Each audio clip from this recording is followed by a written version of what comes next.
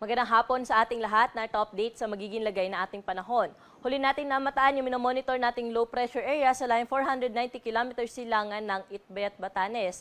Kung makikita po natin sa ating satellite imagery ay manipis na kaulapan lamang po yung bumabalot dito, kaya wala po itong direktang epekto sa anumang bahagi po na ating bansa at hindi rin po natin naasahan na ito ay magiging isang bagyo. Posible rin mag-dissipate o matunaw na itong binabantay nating low pressure area within the next 48 hours.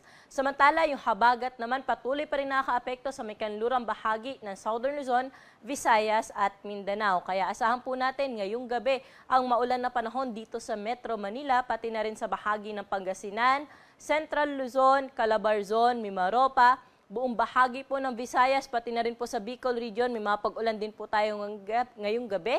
Pati na rin dito sa bahagi ng Zamboanga Peninsula, Bangsamoro, Northern Mindanao, pati na rin sa ilang bahagi po ng Caraga. Ito ay dahil nga po sa habagat, kaya doble ingat po sa ating mga kababayan na pauwi po sa kanilang mga tahanan ngayong hapon hanggang mamayang gabi. Para po sa magiging lagay na ating panahon bukas, dahil pa rin sa habagat, makakaranas pa rin po tayo ng makulimlim na panahon maghapon dito po sa Metro Manila, pati na rin sa may Central Luzon, Mimaropa, Calabarzon, pati na rin po sa bahagi ng Bicol Region. Bandang tanghali, pati na rin sa hapon at gabi, posible po tayo makaranas ng mga kalat-kalat na mga pag-ulan sa mga nabanggit na lugar. Sa bahagi na po ng Northern Luzon or sa may Ilocos Region, pati na rin sa Cagayan Valley, asahan po natin ang generally fair weather condition maliban sa mga isolated na mga pag-ulan, pagsapit po yan ng hapon at gabi. Temperature range natin dito sa Metro Manila bukas ay mula 26 to 32 degrees Celsius. Sa bahagi ng Baguio City ay 17 to 23 degrees. Sa Lawag naman, 25 to 31 degrees at sa Tugigaraw may kainitan. Aabot sa 33 degrees ang maximum temperature. Sa Tagaytay, 23 to 30 degrees agwat ng temperatura, samantalang sa bahagi ng Legazpi City, Puerto Princesa at Calayan Islands aabot po sa 32 degrees ang maximum temperature. Dumako na po tayo sa bahagi ng Visayas na kung saan maghapong maulap na kalangitan din po ating naasahan dyan na may kalat-kalat na mga pag-ulan, mga pagkidlat at pagkulog, dala rin po ito ng habagat.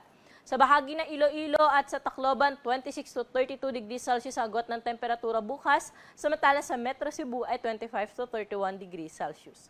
Sa bahagi ng Mindanao bukas, asahan na lamang po natin ang maulan na panahon dito sa bahagi ng Zamboanga Peninsula, pati na rin dito sa Basilan, Sulu at Tawi-Tawi dahil pa rin po ito sa habagat. Sa nalalaming bahagi naman ng Mindanao, generally magiging maaliwalas po ang umaga hanggang tanghali, pero sa hapon at gabi, asahan pa rin po natin yung pulo-pulong panandali ang buhos ng mga pag-ulan. Temperature range natin bukas sa Cagayan de Oro ay 24 to 32 degrees Celsius, sa Zamboanga 24 to 33 degrees at sa Metro Davao 25 to 33 degrees Celsius. Magandang balita naman sa ating mga kababayan na maglalayag dahil wala po tayong naktas sa gale warning sa anumang bahagi ng ating karagatan, kaya malaya po sila makakapalaot sa anumang baybayin ng ating dagat. Samantala, magiging banayad hanggang sa tamtaman lamang ang mga pag-alon sa ating karagatan. Para po sa ating 3-day weather outlook simula Biyernes hanggang Linggo dito sa Metro Manila ay wala po tayong nakikita na malawakang mga pag-ulan. Magiging mainit at malinsangan po yung ating tanghali na kung saan posible maglaro sa 33 hanggang 34 degrees ang pinakamataas na temperatura. At sa hapon at gabi naman posible pa rin yung mga pulo-pulong panandali ang buhos ng pag-ulan dala ng localized thunderstorm. Sa bahagi ng Baguio City, pati na rin sa Legazpi City, wala rin po tayo nakikitang weather system na magdudulot po dyan na maulan na panahon. Kaya generally, magiging maaliwalas ang umaga hanggang tanghali. Hapon at gabi lamang, minomonitor pa rin po natin yung posibilidad ng pulo-pulong mga pag-ulan. Temperature range sa Baguio City in the next 3 days ay mula 17 to 24 degrees. Sa Legazpi City naman, 24 to 33 degrees Celsius. Sa bahagi naman ng Metro Cebu, magiging mainit din po ang tanghali dyan, naabot sa 32 degrees ang maximum temperature. Hapon at gabi, posible pa rin po yung pulo-pulong pag-ulan. Ganun din sa bahagi ng Metro Davao na kung saan for the next 3 days, aabot po sa 34 degrees ang pinakamataas na temperatura. Na kung saan sa umaga naman po, 25 to 26 degrees ang minimum temperature. May mga pag-ulan din po tayo naasahan sa bahagi ng Davao City pagsapit ng hapon at gabi. At ang araw po natin dito sa Metro Manila ay lulubog sa alas 6 ng gabi at muli po ito sisikat bukas ng 5:45 ng umaga.